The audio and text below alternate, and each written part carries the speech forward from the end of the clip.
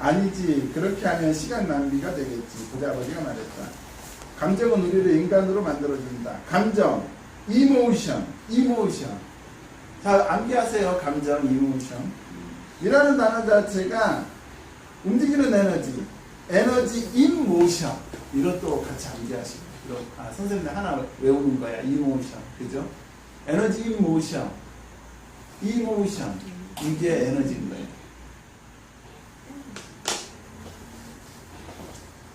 모션. 움직임이죠. 모션은. 근데 여기에다가 이자가 붙으면 감정이라는 게 되는 거죠. 에너지의 움직임이라는 뜻이지. 우린 감정에 솔직해야 한다. 마음과 감정을 우리 자신에게 유리하게 사용해야 해. 분리하거나 적대적으로 사용하지 말고. 그게 무슨 뜻이에요? 아이크가 물었다. 내가 방금 한 말은 별로 신경 쓰지 말아라. 크고 나면 이해하게 될 테니까. 다만 감정에 반응하지 말고 관찰하려. 대부분의 사람들은 자신이 이성 대신 감정을 사용하고 있다는 걸 깨닫지 못한단다. 감정은 감정일 뿐이야. 그러니 스스로 생각하는 법을 배워야 한다. 스스로 생각하는 법. 우리 7가지 습관에서 나오잖아요. 의존 다음에 뭐죠? 독립 다음에 상호의존 단계로 가야 되는 거죠. 의존, 우리가 태어나면 아기 때 의존하는 거죠. 그 다음에 독립의 단계로 간 다음에 상호의존 단계. 상호의존 단계, 독립에서 상호의존 단계로 가야 우리가 윈윈할 수 있는 거죠. 누군가 만나서 계약하고 협력하고 이런 게 가능한 거죠.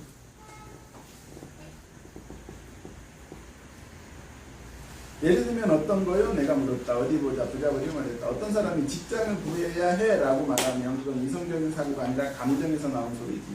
돈이 없다는 두려움이 그 생각을 하게끔 만드는 거야. 하지만 청소대금을 내려면 돈이 있어야 하잖아요. 내가 말했다. 물론 그렇지. 부자버리가 싱긋 웃었다. 내가 하고 싶은 말은 두려움이 사고를 좌우하는 경우가 너무 많다는 거야. 무슨 말인지 모르겠어요. 마이크가 말했다. 예를 들어 돈이 없다는 두려움에 사로잡힐 경우에는 그 즉시 직장을 구하러 나서는 게 아니라 스스로 이런 질문을 던져볼 필요가 있다. 직장을 구하는 것이 과연 장기적으로 없앨 수 있는 최상의 해결책이다. 그죠? 누가 얘기했죠? 현빈. 그죠? 이게 최선인가요?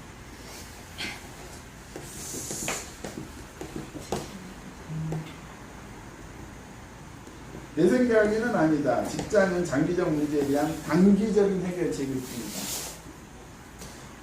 그러니까 직장 말고 다른 것도 있잖아요. 창업도 있고 여러 가지가 있죠. 뭐 투자도 있고 부동산도 있고. 근데 사람들은 뭐라고요?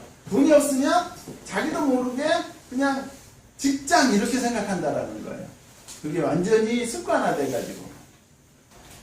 지금 위험한 건 뭐냐면 우리가 이게 삼성이라면, 그죠? 이건 일반 국민들이잖아요. 백수라든가 직장인이라든가, 그죠? 여기는 뭐겠어요? 여기는 뭐겠어요? 이거 중소기업이죠? 여기는 뭐겠어요? 강소기업, 강한 중소기업. 이건 뭐겠어요? 소상공인. 대박. 역시 자영업. 근데 지금 문재인 체제에서 이게 이렇게 되고 있잖아요. 자영업이 줄어들고 있죠. 이건 무슨 말이냐? 신문에 가서 보자들한테 그 세금을 자꾸 할 때마다 이런 애들은 댓글이 되게 좋게 잘하고 있다. 집값 떨어뜨려라. 뭐 부자들 돈을 뭐 해야지. 근데 이게 얼마나 무식한 거냐면 이 사람들이 이쪽으로 못 간다는 얘기잖아요. 그 구멍을 지금. 근데 그 사람들 댓글 뭐라고 쓸지 아세요? 나 이렇게 살다가 죽을라. 막 물고 빨고 핥고 있는 자기 손자도 그렇게. 그래서 그 가난한 사고방식을 가지면 저거를 이제 요즘 책에 나오는 멋진 말로는 뭐라고 하죠? 사다리 걷어차기. 자기 올라가고 밑에 사람 못 올라오게 사다리를 걷어차는 거예요. 근데 저거를 보통은 중산층이 저런 걸 많이 하거든요. 조금 부자가 된 사람들. 그죠? 갑질 뭐 이렇게 아무것도 못하게. 우리 선생님 알겠지만 선생님도 알겠고 신경 쓰는 게 너무 무서워. 어떻게 자영업을 하겠어요? 그 포퓰리즘이라고 하는 거잖아요. 그 베네수엘라가 그렇게 됐다고. 하지만 우리 아빠는 항상 이렇게 말씀하시는데요. 학교 공부를 열심히 하고 좋은 성적을 얻어서 안정적인 직장을 가지라고요. 나는 다소 혼란스러워서 터넘어왔다. 그래 너희 아버지는 그러실 거다. 우리 아버지가 미소를 지으며 말했다. 대부분의 사람들이 그렇게 살라고 말라고. 사실 대부분의 사람들에게 그건 좋은 길이기도 하지. 하지만 사람들이 그렇게 말하는 이유는 기본적으로 두려움 때문이냐. 우리 아빠가 두려워서 그런 말을 하는 거라고요. 그래 부자 아버지가 말했다. 그분은 내가 돈을 잘 벌지 못하고 사회에 적응하지 못할까봐 두려우신 거야. 아 그렇다고 내 말에 오해하지는 말렴. 너희 아버지는 분명 너를 사랑하고 내가 잘 되기를 바라시지. 나도 교육과 직업이 중요하다는 것은 인정한다. 그렇지만 그걸로는 두려움을 다스릴 수가 없어. 너희 아버지는 몇 푼을 벌기 위해 아침마다 일어나는 것과 마찬가지로 그것과 똑같은 두려움 때문에 너를 대학에 보내기 위해 안간힘을 쓰시지. 그러나 아저씨는 어떻게 생각하시는데요? 내가 물었다. 난 너희들에게 돈의 힘을 정복하는 방법을 가르쳐주고 싶다. 두려워하는 게 아니라 통제하는 법을 가르쳐주마. 자, 통제. 별표시 100개.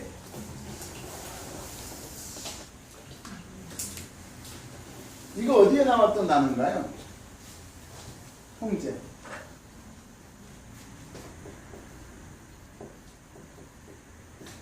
트랜서핑에 나왔던 단어죠. 트랜서핑의 전체적인 주제가 뭐죠?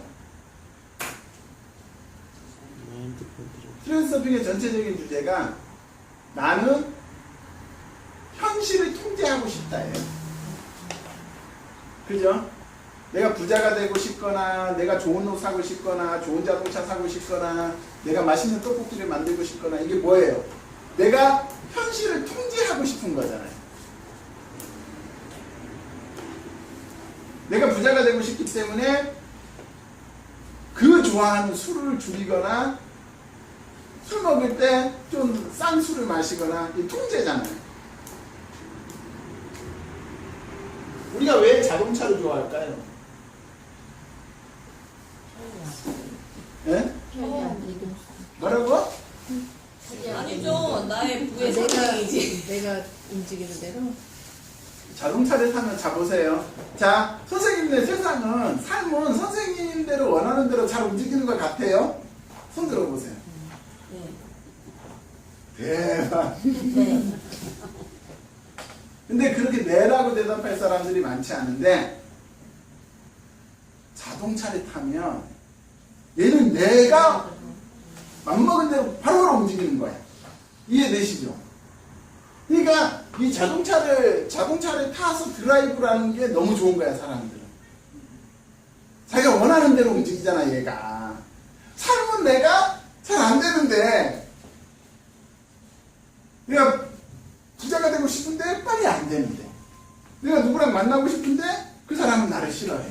뭐 이렇게 잘 안 되는데 얘는 자 가자 하면 요즘은 키도 안 돌리잖아요. 그냥 버튼만 누르면 쭉 가고 이제는 클러치 뭣도 없잖아요. 그죠? 기어도 없고 클러치도 없고.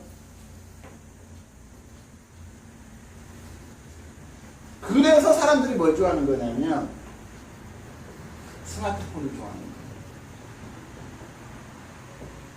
선생님들 지금 자세히 보시면 일 없이 자꾸 이렇게 하잖아요. 그거 아시죠? 네, 일 없이 자꾸 이렇게 하잖아요. 그게 너무 좋은 거야. 통제가 돼 있는. 우리가 생각해 보세요. 나도 책 읽다가 이렇게 자꾸 스마트폰 보고 자꾸 이렇게 하거든요. 내가 왜 그럴까 생각해 봤어.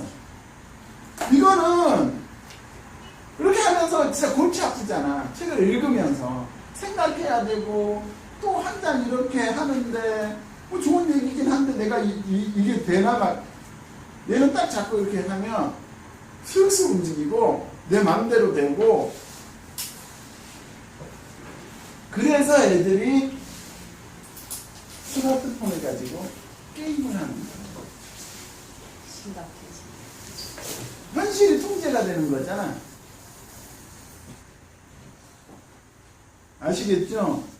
선생님네가 이제부터 배워야 되는 건 현실을 통제하는 거야. 그러니까 내가 선생님한테 플러스핀이라든가 시크릿이라든가 7가지 습관 부자빠 가난한 아빠를 선생님한테 자꾸 공부를 시키려고 하는 건 선생님 내가 선수가 돼서 이 세상을 선생님네 마음대로 통제할 수 있으면 선생님 그거 원하는 거잖아. 그죠? 꼭 부자가 되기를 원하는 거라기보다는 내가 맘먹은 대로 세상을 움직일 수 있는 그런 사람이 되고 싶은 거잖아요. 한번 배워보자고요. 그게 통제라고. 그러니까 우리 연철 선생님도 저축한다고 술 많이 못 먹어도 이런 생각을 가지시면 내가 술 못 먹는 것도 좀 기분이 더 나쁘진 않아. 그래 내가 이런 통제하는 연습을 하는 거니까 한번 해보자 이런 식으로 받아들이시면 지금 하고 있어요. 잘하고 계시는 것 같아요. 그 통제하는 법을 부자빠가 뭐라고 해요? 내가 가르쳐주마. 지금 그러는 거죠. 그렇지 않다면 맨 밑에 줄 뭐예요? 너희들은 돈의 노예가 될 것이다. 자, 파란 박스. 금융지식을 마스터하라. 별표시 하세요. 금융지식. 파생상품이 출현하고 경제가 갈수록 복잡해짐에 따라 돈에 대해 마스터하는 것, 즉 금융지식이 세계경제에 생존하는 필수 수단이 되었다. 저금리와 불확실이라는 주식시장의 세상에서 장기적 주식과 장기 투자를 독려하는 낡은 격은 이제 더 이상 씨알도 먹히지 않는다. 78페이지.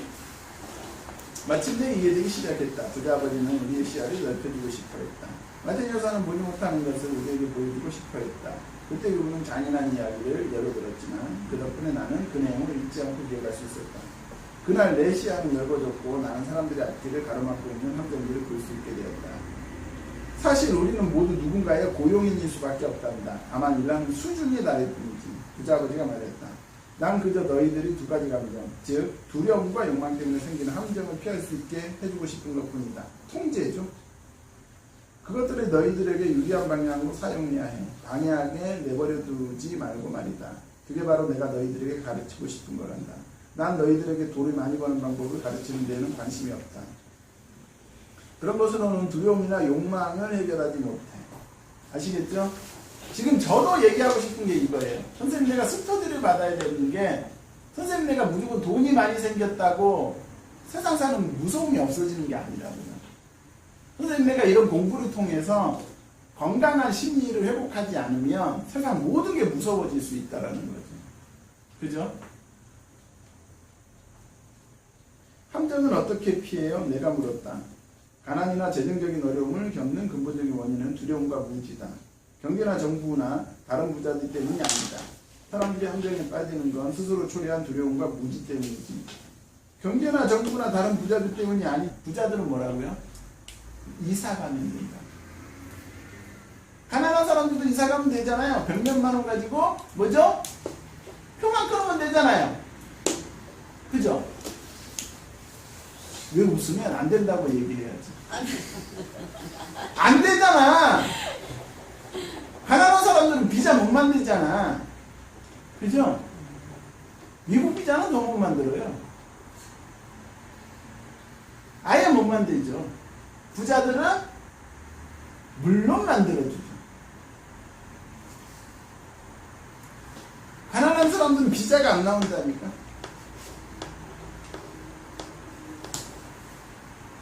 함정에서 어떻게 빠져나올 수 있는지는 내가 가르쳐줄 테니. 그래서 저는 뭐냐면 우리 애들이 빨리 커서 미국에 가서 우리를 초대해주기를 바라는 게 마지막 희망이에요. 선생님네가 빨리 가서 초청하면 되죠. 그럼 가족은 다 초청이 돼요? 그러니까 빨리 가서 선생님네가 근무할 수 있는 저 머리 키워야지. 힘! 돈 빡시게 벌어야 돼. 아니 그런 거 있을걸. 거기에 와서 몇 년 터잡고 살면 뭐 그런 게 생기는 그런 게 있을걸. 미국으로 갈까요? 캐나다로 갈까요? 미국으로 가야지. 우리 2단계 합격했는데. 미국으로 가야지. 캐나다도 사회주의잖아. 미국 말고 나머지는 다 위험해. 지금 보세요. 저번에도 피그스, 그죠? 여기 유럽, 포르투갈, 그리스, 이탈리아 전부 흔들리고 있잖아요. 지금 흔들릴 수 없는 데는 딱 제가 보기에는 3군데 정도? 미국, 독일, 영국 정도. 나머지는 다 지금 이런 분위기, 파퓰리즘에서 자유롭지 않은 국가들이잖아. 지금 잘 나가는 국가들조차도. 스위스는 괜찮다. 아, 스위스는 진짜 독이 좋던데. 스위스 지금 국민 GNP가 10만 불인가? 엄청 물가 비싸요. 어. 뭐 김치찌개 하나, 뚝배기 하나 35,000원씩 해. 우리나라 지금 3만 불이라고 하잖아요. 스위스 10만 불이래요. 우리나라 3배. 아니면 차라리 스웨덴 쪽으로 가든가. 복지국가잖아. 거기 가서 내 세금 많이 내고 그냥 국가에 평생 보장 받든가. 베트남 가서 돈 벌면 안 돼요? 네? 베트남엔 언제 뭐가 터질지. 베트남은 공산당이잖아. 요즘 되게 핫한데. 핫하긴 하지. 라오스 동이 네. 모자랐네. 부동산 시장도 그렇고. 선생님 지금 동남아나 후진국 그 다음에 남미 이런 데는 문제가 뭘까요? 탈출을 못할 수도 있어. 사고가 생기면 그게 문제지. 선진국들이 좋은 건 뭐예요? 일단 탈출할 시간은 있잖아. 그게 무너진다고 해도 걔가 1년 안에 무너지거나 그러지 않잖아요. 뭐 4, 5년 이런 시간이 있잖아. 근데 후진국들은 갑자기 오늘 아침에 딱 깨보니까 대통령이 바뀌고 막 그러잖아.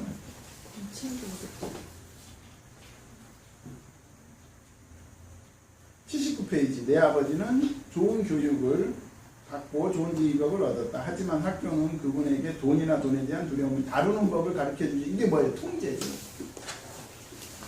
돈이나 돈에 대한 두려움을 다루는 법을 가르쳐주지 않는 거죠. 그렇지만 나는 이제 두 아버지로부터 서로 다른 중요한 것들을 배울 수 있었다. 이제까지 돈이 없을 때 느끼는 두려움에 대해 말씀하셨잖아요. 그러면 돈에 대한 욕망이 우리의 사고에 어떤 영향을 끼치나요? 마이크가 물었다. 내가 너희들에게 시급을 올려준다고 욕했을 때 기분이 어땠니? 욕망이 불어나는 게 느껴지더냐? 우리는 고개를 끄덕였다. 감정에 굴하지 않고 참을 수만 있다면 즉각적인 반응을 지체하고 이성적으로 생각할 수 있게 만든다. 여채 선생님 얘기인가? 뭐 말하고 싶은 거 죽게 참고. 그 부분이 중요하지. 우리는 늘 두려움과 욕망이라는 감정을 품고 산다. 그렇지만 중요한 건 그런 감정들을 자신에게 유리하게, 그죠? 그리고 자신에게 유용하게 사용하는 거다. 감정의 사고를 지배하도록 내버려둬서는 안 돼. 사람들은 대부분 두려움과 욕망이 자기를 불리하게 만들도록 내버려둔다. 그게 바로 무지의 시작이야. 대부분의 사람들은 두려움과 욕망이라는 감정에 휘말려 월급 봉투와 임금 인상 그리고 안정적인 직장을 쫓아. 그건 마치 당나귀 코앞에 매달린 당근을 쫓아가는 것과 비슷하지. 당근을 손에 들고 있는 주인을 맹목적으로 쫓아가는 거야. 당나귀 주인은 그런 식으로 자기가 원하는 곳으로 가지만 당나귀는 환상을 쫓고 있는 것에 불과해. 그렇다면 제가 새 야구 글러브와 사탕 그리고 장난감을 갖고 싶어하는 것도 당나귀의 당근과 비슷한 건가요? 마이크가 물었다. 그래. 그리고 나이가 들수록 장난감은 점점 더 비싸지지. 새 자동차, 보트, 친구들에게 자랑하기 위한 큰 집처럼 말이다. 부자 아버지가 미소를 지으며 말했다. 두려움이 우리를 문 밖으로 밀쳐내고 욕망은 내게 손짓하지. 그게 바로 함정이란다. 그래서 해답이 뭐예요? 마이크가 물었다. 두려움과 욕망을 가중시키는 것은 무지란다. 돈 많은 부자들이 돈이 많으면 많을수록 더 큰 두려움을 느끼는 것도 그 이유에서야. 돈은 당근이고 환상이란다. 만약 당나귀가 더 큰 전체적인 그림을 볼 수 있다면 더 이상 무작정 당근을 쫓아가지는 않을 텐데 말이다. 부자 아버지는 인간의 삶이 무지와 깨달음 사이의 투쟁이라고 설명했다. 그분은 사람이 자기 자신에 대한 정보와 지식을 더 이상 추구하지 않을 때, 그죠? 선생님에는 돈도 필요하지만 정보와 지식도 같이 가야 되는 거죠. 그래서 무식한 부자가 되지 않아야 되는 거죠. 그런 투쟁은 마음을 열거나 닫는 방법을 배우기 위해 매 순간 이루어지는 연속적인 결정을 뜻한다. 학교는 중요하지. 학교에서는 사회 일원이 되는 데 필요한 기술이나 전문 지식을 배울 수 있어. 어떤 사회든 교사와 의사, 엔지니어, 예술가, 요리사, 사업가, 경찰관, 소방관 그리고 군인을 필요로 하니까 말이다.